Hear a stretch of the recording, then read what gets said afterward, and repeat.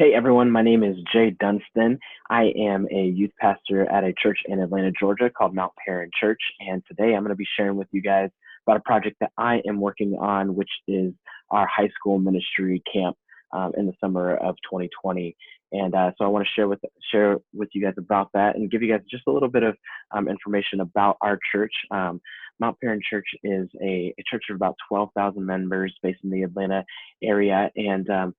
And Mount Paran Church is about a gathering of believers in Jesus who are just passionate about helping people grow closer to God. And each year, our family ministry department, we plan and organize and facilitate summer camps for families within our family ministry department. And so camps are divided up by different ages and different grades. And so throughout the summer, we do kind of all of our camps at one time. So we'll do our middle school camp, which is fifth grade through eighth grade. Then we'll do elementary camp, which is first grade through fourth grade. And then we also do our high school camp at the end, which is grades 9 through 12. And so personally, myself, I'm heading up our high school camp and in charge and responsible for facilitating that and executing that. So I'm going to share a little bit about that with you guys today. And so a little bit about the scope overview and the business case for this project. Again, this is the plan, organize, and execute a week-long summer camp for our students. Camp is going to be taking place July 13th through the 17th, and in the year 2020. Usually every year we have roughly 200 students who come to our high school camp. On top of that, we have probably another 50 or so volunteers that come and help out at that camp as well. And so it is a pretty big camp.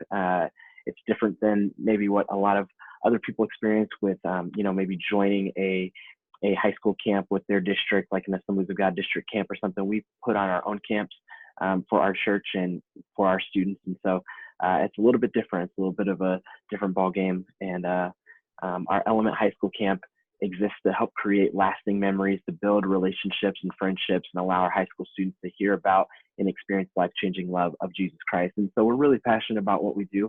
We recognize that camp for us is one of the biggest things that we do each and every single year. We have about, if you look at the course of a year, we get about, an hour a week, maybe 2 hours a week with our students.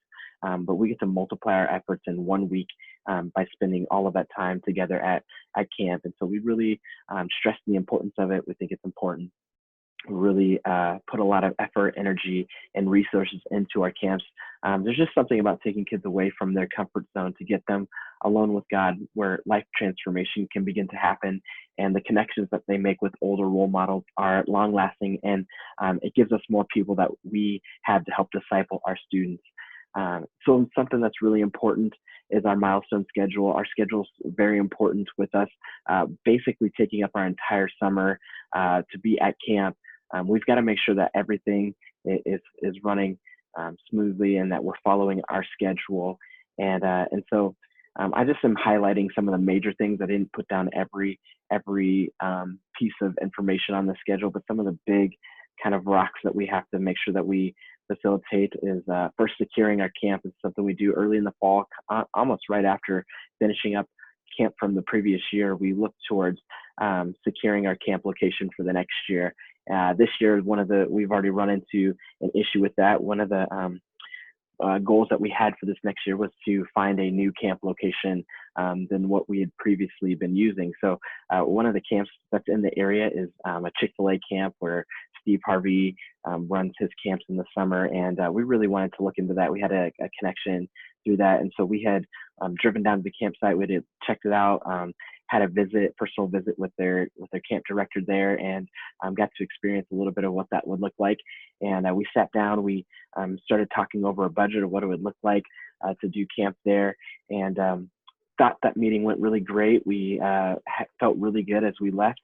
We left with the idea that in a week or two, they would be able to kind of finish putting together kind of a rough draft of maybe what the budget would look like. And after meeting with them and feeling good, they came back with a budget that was 3 times, what we were expecting. And so we were a little bit behind already this year with securing our camp location, which was a little bit frustrating, but we were able to finally do so. We locked in a camp. And then next is securing our camp speaker. We would try to do that before the end of the year. And then right at the beginning of the year and late January, early February, it's important that we develop our themes, come up with scriptures and all those different supporting ideas that are going to help kind of direct where we're going with our camp. Registration typically opens at the end of February. We try to give our students a lot of time to register for camp so that they don't miss out on it and they can be a part of what we're doing. We have to order all of our packet supplies for everything that we give to our students in preparation for going to camp. We start ordering all the supplies that can include camp t-shirts, wristbands, schedules, lanyards, all of these different things kind of go into ordering those packet supplies. We try to finish our cabin assignments late spring, right before we enter into the summer. So every student has an opportunity to kind of decide who they would like to room with at camp, and we try to facilitate that as best we can. Then we try to hold our camp leaders meetings right at the beginning of the summer, and then close our registration towards the end of May, heading into the month of June, which is when all of our camps kind of kick off. So it's kind of some important scheduling pieces for us as we plan our camps. Now with us facilitating our own camp rather than joining, say, a district camp with a denomination, the costs are a little bit higher than what a lot of other people maybe have to deal with. And so it requires a lot of resources. Again, I didn't put down all of the listed budget items that we have for our camps, but some of the biggest, I guess, expenditures that we have for our camps. First off is the camp rental and the food. That's by far our biggest cost. And this last year, with the location that we booked, we were able to lock down our camp location, which included food and housing for our students during the time that they're there, for a budget of $55,000 for that week. One of the next biggest budget line items is our bus rental. I'm looking at what has been allotted to us for this year, which is $10,000, and I already know that unfortunately we're probably going to go over budget on that. Usually we rent about 4 charter buses to load our students up and take them to our camp location, and I can tell that this budget is probably only going to get us about 3 charter buses, so we're probably going to have to go over budget on this, which is something that we've had to deal with in the past. But as we are trying to cut costs as much as possible each year, this is something that we haven't, I guess, been able to rectify with our executive team and the budget that's allotted to us. The other biggest thing that we budget for is our set production, set design, our lights, sound. This is one of the areas when planning camp for us that we outsource a lot of this work. We realized that we could go out and buy equipment, buy lights and production and all that, but we've found that renting production and set design actually helps us put out a better quality product, because we're able to get top-notch things every single year rather than buying something and each year being stuck with the things that we've bought. So this is something we outsource. We would try to have a really high quality light and sound production for all of our services at camp. And so we will hire out sound engineers, production crew, lighting crew, and they run all of those things for us each throughout the week. So each service that we partake in throughout the week. So that's a big budgeted item that we have there. And next thing is our guest speaker. We typically will pay our guest speaker about $5,000 to come in and speak to our students, and then also include their travel costs and transportation while they're at camp and into that budget. So we allot about $5,500 for our guest speaker. We also pay our worship team who comes and joins us, any instrumentalists, any singers that come and play along with us for our services. We pay them, so they're allotted a budget of about $5,000. And then security for our camps is very important to us. So we typically, being in Georgia, will hire Georgia State Patrol to come be with us for the week. Our church has a couple hired security members that will come out with us for the week and make sure that we keep everyone safe. So those are some of the big budget items that we have for us. Some of the risk assumptions, constraints, some of the things that we have to be aware of as we go into planning for our camps is, again, like I said, our family ministry, we run all of our camps together kind of around the same time of the year. And a lot of the families, a lot of the volunteers that we use will come typically to more than one camp. A lot of families may have more than one student, maybe one student who attends our elementary camp or our middle school camp, and then they're also sending a student to our high school camp as well. So with our high school camp being the last family ministry camp that takes place, it can kind of weigh heavy on families financially. They may not have enough resources to send all of their kids to camp, which we understand, and always are looking for ways to try to help with that. But that's something that we know is a risk and we have to be aware of. Again, all of our staff and volunteers may suffer for some fatigue from serving other camps. And so we know that we have to really be intentional about just being aware of who's volunteering, how many weeks are they volunteering, and is that something that they can do. And then we typically try to, in an effort to reduce some of our overall budgets for all of our family ministry camps, we will typically try to share resources. So if we're going to buy snacks for our students throughout the weeks of camp, we'll try to kind of all go in together and buy all of those resources together. But then what we find is that towards the end of our camp season, by the time it gets to our high school camp, a lot of those resources have been drained. Have dwindled down. Other camps maybe used more than they anticipated, and so then that's something that we have to kind of come up with, cover the cost of the budget to make sure that we have enough for on that. Can be difficult sometimes, or we know that we have to be aware of kind of maintaining the momentum and sustainability of activities for our staff, our students over the course of a week of camp. It can start to get really tiring. We have late nights, we have full days. By the time Wednesday afternoon, Thursday rolls around, students are dragging, staff can be dragging. And so we try to maintain that momentum. We try to make sure that we keep up with energy and that people are eating and staying hydrated and doing everything necessary to try to keep the week going and running strong and having a lot of fun, and also having those moments where we can experience the presence of God without being distracted by fatigue or tiredness or bad attitudes or all those things that may come with just a long week. The campground that we selected this year is called Legacy Camp. We've used this facility, this campground before, and I've had some issues in the past working with their staff sometimes when it comes to troubleshooting issues. They're not the easiest people to work with, which is one of the reasons why we wanted to try to find a different location this year, but just something that didn't work out. So there is some difficulty. We're aware of that and doing our best to try to make sure that we manage those risks well. Last year we had an issue at one of our camps with our guest speaker dropping out, and kind of last minute, and we weren't really ready or prepared completely for that. That put a lot of extra strain on some of our staff to try to make up the difference. And so we know that that's always a risk, that a guest speaker could drop out, they could get sick, they could have something else pop up on their schedule that they consider to be a higher priority than us. Whatever it might be, we know that that's a risk that we could run into. And then one risk, an assumption that we typically run into is production costs running a little bit higher than we anticipate, but are trying to do a better job with that. Some of the key stakeholders within this project are our senior pastor. Obviously, this is his church. We follow under his vision for their church, for our families. And so we know that he's a high priority within our stakeholders, and making sure that we represent him, represent the church well.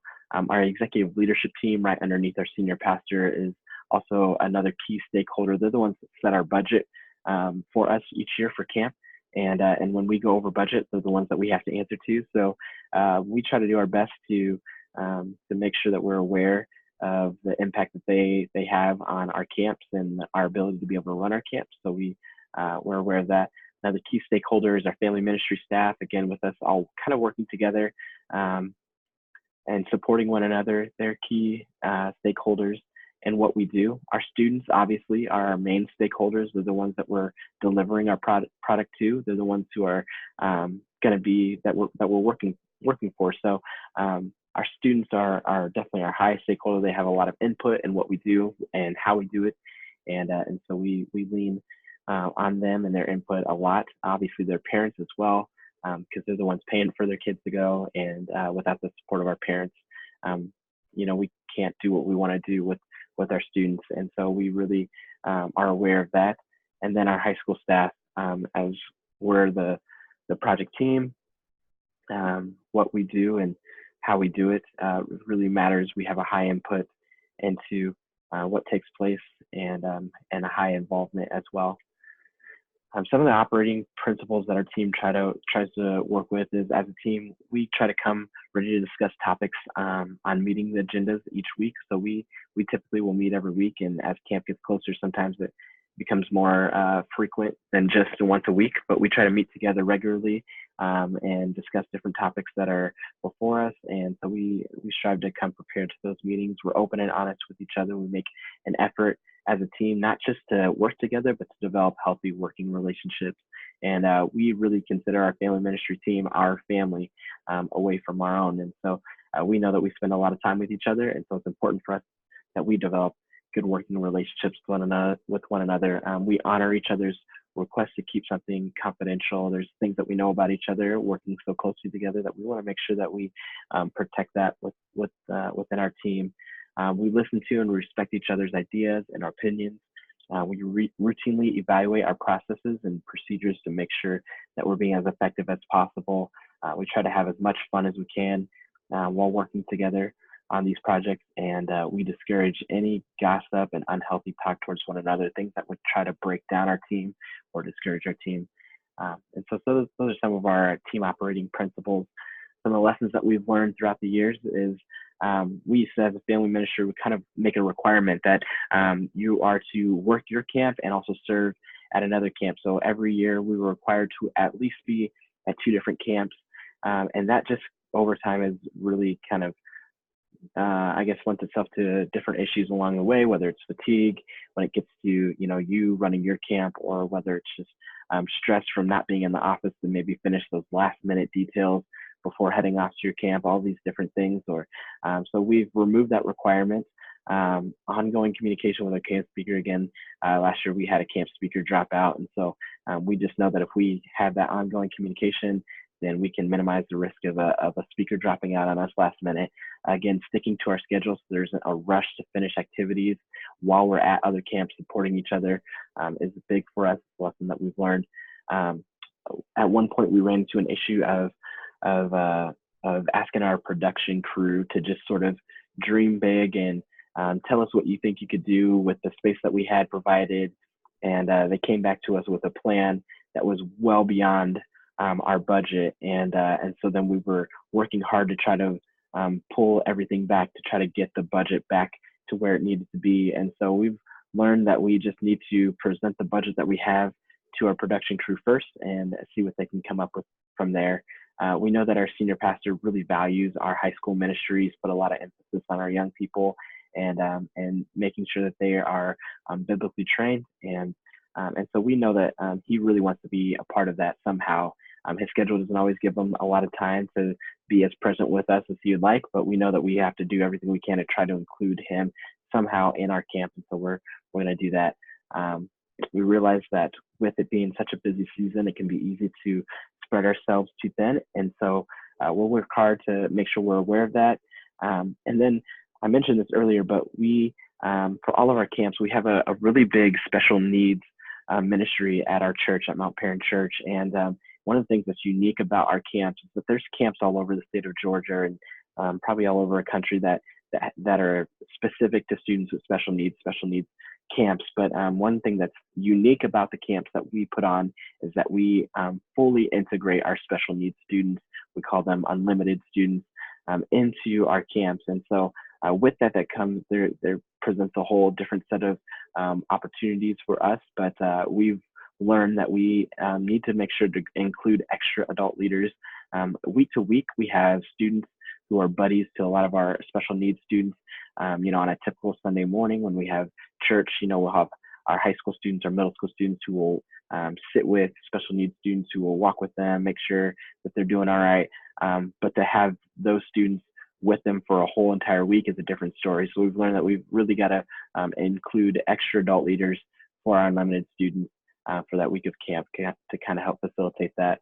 And one just troublesome thing that we have learned is to end room requests early. We see that a lot of students will try to like do everything they can to manipulate the rooms to try to get everyone they want into the rooms that they're going to be in at camp. And we learned that we have to put an end to that early so that we can actually facilitate assigning rooms and cabins to our students in a timely manner. So some of the lessons learned. And lastly, just want to talk about the project team and who is all heavily involved in on our project team for camp. This includes our high school ministry staff. First off, Joseph Tavarich, who's our family ministry pastor. He's sort of our project sponsor. He kind of goes on our behalf to our executive team, if kind of fights for us if we need extra funding for anything, or if anything, we run into any major issues. He's sort of one of those who can help troubleshoot those. And then myself, I'm the project manager. I'm responsible for facilitating, organizing, looking over contracts, all of those good things. I'm planning all the details of our camp. Wes Lutz is our high school pastor. He's one of our project team leaders, really responsible for setting the vision and the direction for where we're going with our camps. Kaylin Calger's our worship leader. She's also on our project team and is responsible for our worship services, which include anything from music to production to those who are involved with that. And then Joel McManus, who's our high school coordinator, who just really helps make sure that everything's in place and gets things done when they need to be done. And so he's really key into our team. So that's sort of the scope of our team and our project. And yeah, I just really hope that you guys fully understand kind of what we're doing. And it's a really special and unique opportunity that we get. And we're excited about doing this project and helping our students really just get closer to God, draw closer and deeper relationships with others. And so we're excited about that. So thank you guys. If you have any questions, feel free to comment and let me know. Thank you guys so much. Bye-bye.